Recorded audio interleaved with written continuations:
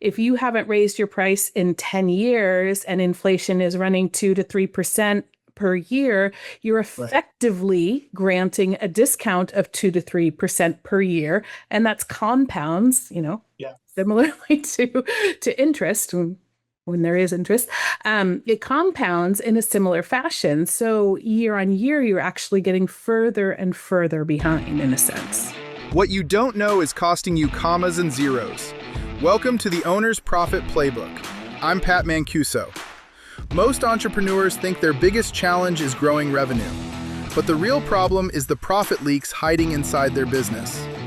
On this show, we break down the strategies, structures, and financial blind spots that separate struggling operators from truly profitable businesses. Because building a business is one thing, but building a business that creates wealth, that's the real playbook. Welcome to the Owner's Profit Playbook. My name is Pat Mancuso, and I'm excited today to introduce an amazing person who is going to help us solve those profit leaks. See, most business owners think they have a problem. They have a revenue problem, when in reality, what they have is they have a pricing problem. And what you don't know in our mindset is that what you don't know about pricing is costing you commas and zeros. So today we're breaking that wide open. So let me introduce you to our guest today. Our guest is known as the Pricing Lady, which I certainly love. I think that's an amazing title and moniker. And she's that title for good reason. She's helped business owners around the world rethink about how they think about pricing their products and their services and moving from guesswork and discomfort to clarity, confidence, and profitability. And that's what our podcast is all about. Her work helps owners understand not just what to change, but why pricing feels so hard in the first place. If you've ever second-guessed pricing, you know what I'm talking about. This conversation is going to hit home. So welcome, Janene, to the show. Hi, Pat. Thanks. I'm super excited to be here today. Well, so obviously, let's start with, how did you become known as the Pricing Lady? Well, the story began with me being an engineer, structural engineer, and years later, I ended up in product management. And one of the first things I ever got was a price list, and it was 20 years old. Oh, my goodness. It was almost as old as I was at the time, but not quite. Oh, my goodness. My goodness. What a great story. So you just said, like, hey, that's the deal.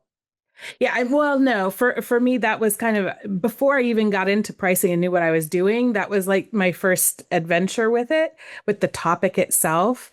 Okay. And years later, I was then hired by a company as their global pricing manager. And a few months into the job, because the role was new for the company and for me, we both confessed that we didn't quite know what that was. And so I said, okay, here's a certification. Why don't I go get that? And then I'm in a better position, to help us move forward with what this position needs to be within the company.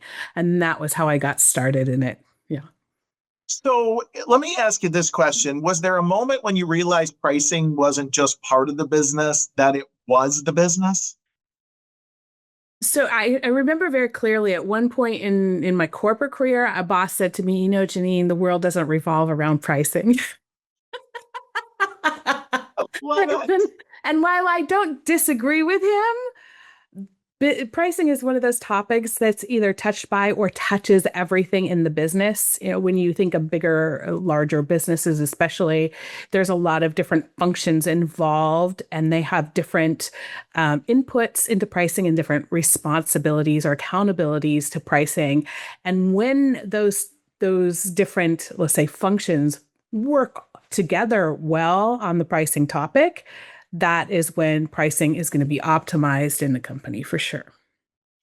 So as you've worked with owners, what's the biggest misconception you see right out of the gate when it comes to pricing? That the lowest price always wins. Okay, so let's talk more about that. Yeah. And I find that interesting because if I ask people, do you think the lowest price already always wins? Most of them will say no. But that's not how they behave in their business. if I speak to a group of people and I ask them, make me a list of all the ways you can think of to lower your price, they're very creative. They're scribbling a lot of things, ideas down. And then if I turn around and say, okay, now make me a list of all the ways you can increase your prices, they have a really hard time with that. So we have Yeah. a bias, if you will, towards the bottom end of the spectrum of what's possible for our price.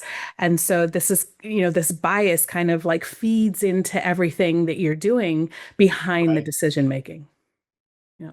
So I 100% agree with that. And I'm guessing you may know Dan Kennedy, and one of Dan Kennedy's teachings is right around this topic, Mhm. in that, pricing is such an important issue, but it's usually a mind game issue, right?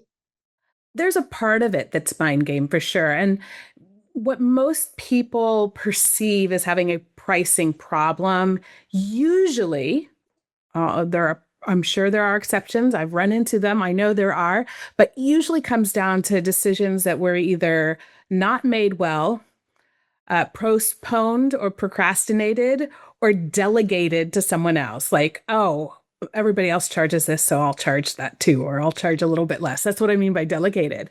And of Right. course, in those decisions, you need to make those decisions. And when it comes to making the most, people haven't actually been taught how to set their prices. And when you Right. don't know how to do it, then that doubt, if you will, or that uncertainty creeps in again to all of those decisions. So I want to go back because you said something, and there's a lot of business owners listening right now, and they might be thinking, well, Janine, I don't have a pricing problem. Or what is a pricing problem? How do I know that I have a pricing problem? So go back Okay. to the statement about a pricing problem. Like, how would they even get to the realization that they have a pricing problem? Right. So it shows up in a lot of different ways. So, for example, in service-based businesses, one way it shows up often is scope creep. Okay. And one of the things that I hear from people in this area, especially, is they come to me and they're like, well, have all the scope creep on my projects, so I think I need to raise my prices. And then I'm like, well, let's first take a look at where that creep is coming from, what the root of it is, because usually scope creep starts well in advance of even having a client. And Mhm. then we can talk about if there's an opportunity or a need to reposition your pricing. So, there's lots of different areas. If you are creating offers and it takes you an annoyingly amount of time, or you're revisiting it and hesitating to send it and revisiting and hesitating to send it, those are signs of pricing problems because Okay. you're struggling with the decision making around it. Now, of course, there are traditional problems like I'm too high or I'm too low. Those are also pricing problems, but oftentimes the businesses, they show up first in difficulty Right. around getting to a price. Okay. Yeah. So if, like, what prompts them to start looking at they have a pricing issue? Like, what are the causes? Like, they have this aha moment and go, okay, I think I got to look at my pricing. Yeah. For some people, it's declining revenue and profit, or a desire to have more revenue or profit, right?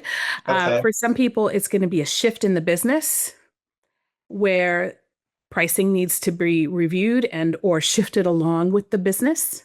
Okay. And then for other people, it's like all this tension and friction they feel around pricing day to day. So those are really the three categories where you find people go, oh, okay, I need to take a look at my pricing. And what do you think, like, what's the defining moment? Like, okay, they have the realization that they need to think about pricing, and a lot of business owners have that aha moment, but they don't take action. What do you think actually forces them to take that action? Like, what's that last resort? Like, oh, is it? And sometimes it's too late, right? Well, usually it's the pain around it in whatever aspect that we just talked about is Okay. so much. Unfortunately, it's, the pain is just too much to bear. For some people, for a lot of people, it's like, I know I need to change my prices. I've known that for the last 5 years. I haven't changed them for the last 10 years. And I Right. know shame on me. I love it. Yeah. Punishment, I always say 1,000 lashes with a wet noodle. So, Love it. shame on me. I know I should do this, but a lot of people also don't know that there are people who specialize in the topic either. So Okay. sometimes it's just recognizing that there are people who can specifically help with that topic as well. So let's transition a little bit. Why do you think that pricing it's so hard or inconsistent for business owners? As I said before, one of the things is that they never learned how. Okay. Yeah, so that's a really, I mean, if you don't know how to ride a bike, then of course it's you're going to think about doing it, and you may even try it. In the first attempt, you may fail or fall, as the case may be. So it feels hard, but it also has an emotional attachment to it. So there's a certain amount of risk that people feel around it. Oh, if it's kind of working now, it's good enough. So Right. if I don't change anything, maybe it'll stay good enough. That's Right? like a hope and a prayer, But right? That's not a strategy. That's a hope and a prayer. let's hope, exactly. But Yeah. if I change something, I run the risk of, rocking the whole boat, if you will. Right. And that's part of what pricing experts can help you do, is not just understand what to change, but understand how to mitigate some of the risks around those changes. So, I mean, there's a tag on to this. So, would Mhm. it be fair to say that pricing strategies are one of the biggest hidden profit leaks in a business? Ah, absolutely. So, do you feel like, I'm just guessing, get a little data here. Mhm. In your conversations with business owners, do you feel like more are underpriced or more are overpriced? I would say more are underpriced than are overpriced Yeah, typically. It also depends on the stage of the sure, business, but sure. because of that friction that they feel around making changes, they usually put them off much longer than they should. Yeah. And then they're in a position where it gets even harder to make the change. And then they will feel the urge to delay it even further. So it just, it really compounds. But, back to the profit piece for a moment, if you haven't raised your price in 10 years and inflation is running 2 to 3% per year, you're Right. effectively granting a discount of 2 to 3% per year. And that's compounds, Yeah. similarly to interest when there is interest. It compounds in a similar fashion. So year on year, you're actually getting further and further behind in a sense. So, I have a feeling on this, but I want to ask you, do you feel like business owners may not have the awareness around their issues with pricing because they're not paying a lot of attention to their financials? I would say it depends on the business owner. Some, Okay. yes, are happy sort of burying their head into the sand and not really paying too much attention to it. I mean, let's face Right. it, pricing is not what most people would consider sexy or fun. Most people, when they're running a business, they'd rather focus on logos and branding or Right. serving their clients. But, they're not like, oh, yay, we get to do pricing today. They don't wake up in the morning and go, hey, let's change pricing, lose some clients or Yeah. gain some clients. But what pricing is doing is not necessarily just draining the profitability or your revenue in Right. your company. It's also can be a drain on your energy. Yeah. Yeah. Yeah. Because you're having to do more transactions if you're not priced correctly, right? Like if More you're low, transactions, or everything just feels that much more difficult because you don't right? really know what to do and you're kind of avoiding it. And it just drains on people's energies. And that's what I see quite often. So let me ask you this question. Mhm. What are two, maybe three subtle pricing mistakes that don't look like mistakes but are? Ooh, good question. So I have a hard and fast rule around discounts, which is discounts come with a trade-off. um, I and so like that. unnecessary discounting is one. People think, oh, it's just 10% here. Oh, it's just, 5% there. It's no big deal. But Right. most people don't actually do the math. So I can give a very simple example from a product-based business. If you have a product that has 40% gross profit, now I'm now wondering if I have the right example. Well, no, listen, 40% hey, you gross can make the profit. numbers say whatever you want. No, nobody will do the math. No, Well, I'm I have just a kidding. calculator on my website, Oh, but that's 40% gross profit, right? right. And you decide we're going to lower the price by 10% in order to make more volume and make more money. Do you know how much more volume you need? 25%, I think. 33%, Oh, wow. Okay. Yeah. So a which is lot. huge. Yeah.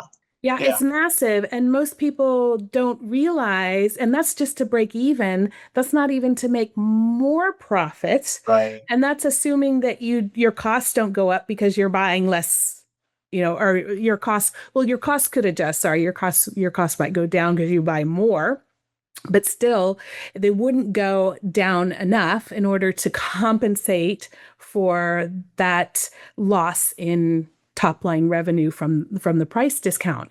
So Right. but most people never take the time to do the math around that. So that's one thing, is discounting can slowly erode not just your profits but also the value perception. That Sure. one has a double whammy to it.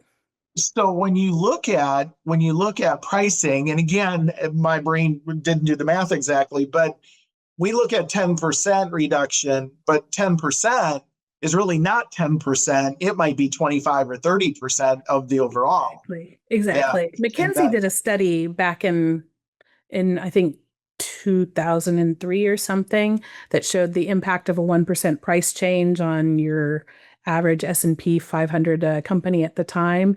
And sure. at the time, on average, a company with those financials, if they increased price by 1%, it yielded on average an 8% increase in profit, all other things remaining the same. Oh, And wow. that was like 3 times or nearly 2.5 times the impact of an improvement in variable costs, and almost 3 times, I think, what the impact would be if you were able to improve volume. So So don't quote me it's a on big those deal. last two numbers because I Yeah. always get them backwards. Yeah. Well, it's a big deal. Let's just say it's a big deal, But right? the point is, the price in most businesses has a bigger impact on profitability than anything else. So that leads me to my next question. Like, pricing probably feels hard to a lot of business owners, Mhm.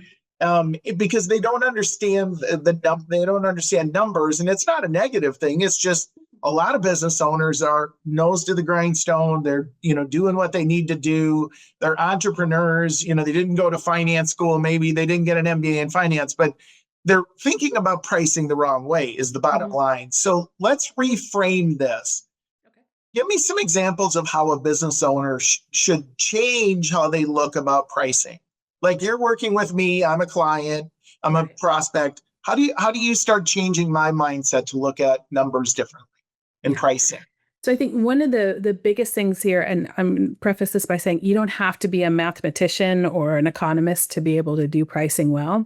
What you need to do is you want to broaden what you're using as the basis for your pricing. Most product-based businesses focus way too much on costs. You have to understand costs. But Right.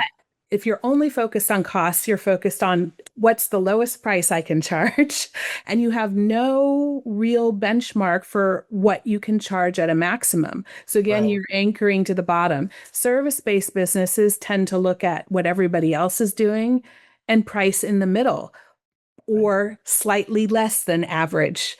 But again, you may have a more premium offer, or you may actually be wanting to attract people who are interested in the lowest price. So you need to be able to understand where you want to go, but you also want to understand what's the limit of what I can charge? How high Right. can I go? And what would I need to do that? Yeah. Because anchoring into, I call that value anchoring, anchoring into that value actually helps you be able to see the full potential of where you can go with that price.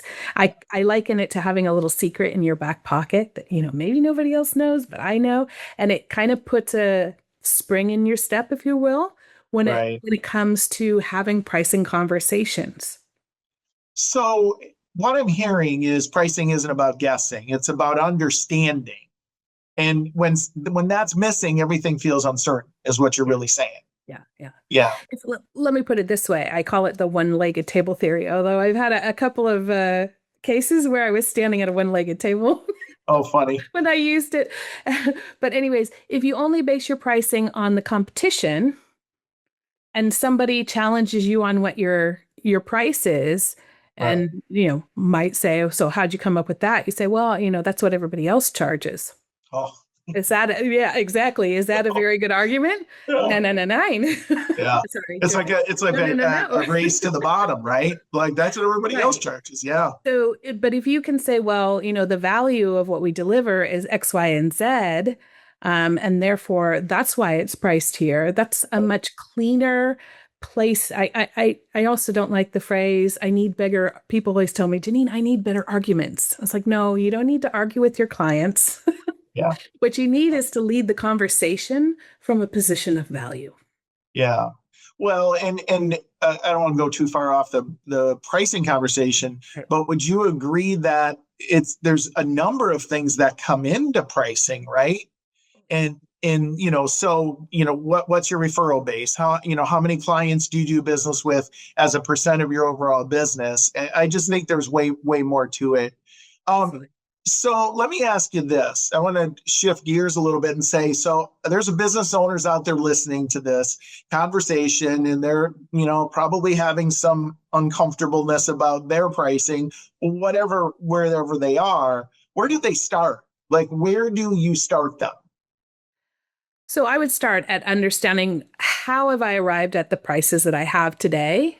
Okay. And where am I either avoiding decisions, postponing or not making decisions, or delegating decisions to someone else? Because then I can see where my decision process is weak or weaker, and I Right. can decide where I need to buffer that up and improve on those decisions. So I think most people, when they're looking at trying to adapt their pricing, they're looking at the market first. I Right. actually, with most of my clients, we look internally first to see what's going on there, because that's where it all starts, actually. So I want to drill a little bit into that. So if you were to identify, I don't know, maybe three or four components Mhm. that let's say allow us to raise price, because I get challenged by the drop price thing. I always have, because I think value demonstrate when there's value. Let me say it this way, and said this for years as a consultant: absent of value, price becomes an issue. Right. And so what would be three or four components that, if I'm a business owner listening today and I want to solve my profit leak, what would you, look at in terms of, real concrete things for them to kind of self-identify? Are those things in their business right now that, or they're not? What would those components be? So the first thing I would look at is your discounting habits. Apologies for bringing that up again, but that is often where a lot of leaks happen. Second of all, I would look at the positioning. Where are you today? And does it fit what you're doing? So a lot of people set prices and then Mhm. later on think, okay, I need to do some promotions. Not all discounts are bad, don't get me wrong. Right. Unnecessary ones are the ones I was referring to earlier. Sure. But, I need to do promotions. And then they add the promotions, but their prices were never set up for that before. So, you need to look at those two things in tandem, Okay. and then look at your ability, for lack of a better word, Mhm. to be able to talk from a position of value. Because how people perceive the value of what you're offering will Right. influence what they're going to be willing to pay for it.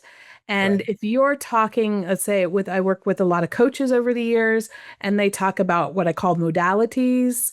I do NLP and I do this and I do that. Those are not value. Those are functions and features of a service. It's what people Right. get out of those things that bring value. It's not the functions and features of your product. It's what people get out of that. So you have to take yourself out of that technical thinking about what you do or what your product does, and relate that to something very specific that the customer gets, and be Sure. able to talk about that with them in a very natural, non-argumenting way. Right. Right. Right. Right. And it's an art form in a sense. Absolutely. It reminds me, and it actually is, as a consultant and as somebody who looks at the challenges that every business owner has. Like I talked to a business owner last week, and their margin is 10%, and they do about 2 million, top line, and it's 10%. And by the way, not a bad deal, but 10% isn't 20%, right? And they're in the home services field. Right. And it always reminds me every 2 or 3 times a month, I'll get a package, whether it's a magazine or it's a Val pack or something like that. And every piece of flyer, discount, discount, discount, discount. And I go, okay, so first, if I'm the consumer, which, I am, I go, okay, well, maybe I'll call them. But now, how, like they're leading with discount. And I just think that's such a failure in their opportunity. They're spending all that money and they're leading with discount. Yeah. But you know why that is? Oh, As I've got ideas, but tell consumers- us. You're the expert. As consumers, Right. which is what most people's experience with pricing is, as consumers, that's what we're bombarded with 1,000 times a day, right? I know. And so that's what we've been raised with and learned because, they rarely teach pricing in school. Nobody pulled you aside when you were 13 and said, okay, Pat, this is how you price something later on. Right. Programs, they may talk about strategies, penetration and skimming strategies and whatever, but they don't teach people how to go about doing it. Yeah. And what we experience every day as consumers primarily comes from the retail industry. Sure. And their prime motivation is to move inventory. Yeah. And then people like us start service-based businesses and we think we need to emulate that, but we're not trying to shift inventory in the same way. Right. Yeah. So there's Makes a good perfect reason sense. for it, Yeah. but it's not fit for purpose in every kind of business. Yeah. Well, and I think, the thing that I've taken away already today is think about businesses that do their discounts, but they've not actually taken that into account in their pricing before they decide to do the discount, right? And, and then the second thing you said is, they're not looking at their escalating costs on a regular basis, if you may. So they're, because the fact of the matter is their costs are going up. You don't have to be a rocket scientist to figure out somewhere along the way, whether it's the actual hard cost or the taxes they're paying that they can't pass on to the customer. Mhm. I mean, it's crazy. The thing that pains me the most, Janene, about business owners it pains me, and yet it's an opportunity. Is there's so many business owners who wake up in the morning, work their fingers to the bone, and yet they get done with their business, whatever that done time is, and exiting. I'm talking about exiting, and they don't have what they thought they would have based upon all the work they've done. And it wasn't one decision; it was many decisions that compounded. And this is just one of those decisions. Is pricing is not a one-time deal. No, it's not. And running a business is not easy either. Yeah, no, it definitely isn't. It definitely isn't. So I'm gonna take us now, and in the theme of the Owner's Profit Playbook, we do what's called the 2-minute drill. And the 2-minute drill is I'm gonna give you a statement, a question, and your immediate response is what I'm looking for. Okay. All right. Okay. So if someone's listening today and hearing this and thinking that's me, what's the next step for them? The next step is to go to thepricinglady.com and reach out to me. Okay. Well, no, I love that. That's the whole purpose of this. One pricing mistake that every owner makes. Oof. They think the lowest price is the one that will win. Yeah. And the sometimes the lowest price puts you out of business. They behave that way. Let me be clear about that. They don't always think that way, but they behave that way. Yeah. Mm-hmm. I come from a background, so you don't necessarily know this, but I started in real estate in 1987 and I started selling in 90. And I followed one of the most successful real estate agents, actually out of Canada, believe it or not. And he was one of the highest priced. And of course, in real estate, we have antitrust, so we can't price fix. But the point is that we can set our own prices as an agent. And one of the things that always has stuck with me is he led with information, knowledge, and value. And because he did that, so an example is he would have marketing and advertising that would say, now keep in mind, there's millions of realtors in the world, but he'd have marketing and advertising that say, Let me share with you, if you're a buyer, the 10 most common mistakes home buyers make. Mm-hmm. Now, if I'm a home buyer, do I want that or a price discount? I'm guessing I want the 10 most common mistakes home buyers make. And so then he would lead with that. And then because he led with that, he would now be developing a relationship. And so by the time he got around to doing business with them, he didn't have to negotiate price. And that mentality has been lost. It really has been lost, where we're in people think, and I say this, and sometimes I'll go on these rants, and so I apologize, but yesterday I saw a report, and it was somebody that I follow, and he's very highly respected in the CPA industry, and it was talking about AI. And so people think they can get all this information on AI now, right? Yeah. A court case. So there was a post, AI produced it, took and cited case law to on this tax issue. It was all fake. The case law was fake. Yeah. And yet somebody goes online. And so, okay, let's come back to where we were. Price confidence, born or built? Ooh, built. Underpricing or inconsistent pricing? Which one's more dangerous? Underpricing. One word that describes great pricing. Value. Funny. Value or competition? What matters more? Ooh, depends on the market. Okay, fair enough. Fair enough. One thing you tell someone afraid to raise prices. Ooh, do the math. And what separates great pricing businesses from the rest? Ooh, they're in touch with their customers. So, Janene, first of all, this has been awesome. And so I want to end with this, and I'm going to get one last thought from you. But if today's conversation hit home, here's the truth. Pricing isn't just a number, it's a strategy. And that's what Janene does, and that's how she helps businesses. So, Janene, if somebody would want to get in touch with you, how would they do that? Yeah, they can find me everywhere as the pricing lady. As the pricing lady. I love it. That's pretty simple, right? The pricing lady. Well, thank you so much for being here today. You've shared amazing information to help our listeners with solving their profit leaks or increasing their profit by having a great pricing strategy that's based upon fundamentals, if you may, and not emotion. And so, listeners, here's the thing. When you get it wrong, it quickly drains your business. But when you get it right, everything changes. And as always, what you don't know is costing you commas and zeros. If you enjoyed today's show, please subscribe, send it to your friends. And Janene, again, thanks so much for everything today. We appreciate you being here. My pleasure, Pat. Thank you. Everybody else, have an amazing day. Thank you so much. If you're serious about building a more profitable business, make sure you subscribe to the Owner's Profit Playbook so you never miss an episode. And if you know another business owner who could benefit from this conversation, share it with them. To learn more about how we help business owners uncover hidden opportunities and strengthen their financial strategy, visit mancusocg.com. And remember, what you don't know is costing you commas and zeros.